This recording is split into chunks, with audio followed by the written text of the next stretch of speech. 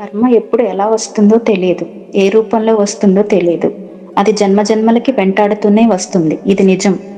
కర్మ అనేది ఎవరిని వదిలిపెట్టదు అని పెద్దలు ఎందుకు చెప్తారో తెలియచేసే ఒక చిన్న కథను మీకు ఇప్పుడు చెప్తాను, వినండి.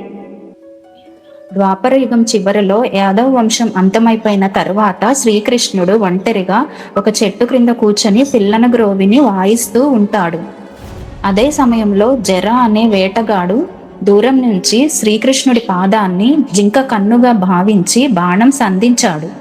బాణం తగిలిన వెంటనే దగ్గరకు వచ్చి చూసిన వేటగాడు అక్కడ శ్రీకృష్ణుడుని చూసి గజగజ వణికిపోయాడు.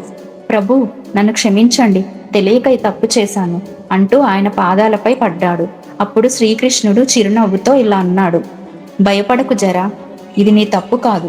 త్రేతాయుగంలో నేను శ్రీరాముడిగా అవతరించినప్పుడు వాలిని చెట్టు చాటు నుంచి బాణంతో సంహరించాను.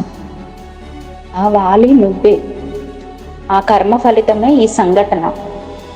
అందుకే ప్రతి మాట, ప్రతి పని, ప్రతి నిర్ణయం ఆలోచించి చెయ్యాలి. కర్మ ఎవ్వరినీ వదిలిపెట్టదు. కర్మ నుంచి తప్పించుకోవడం ఎవ్వరికీ సాధ్యం కాదు. కాబట్టి మంచి చేయండి, మంచి పొందండి. జై శ్రీకృష్ణ.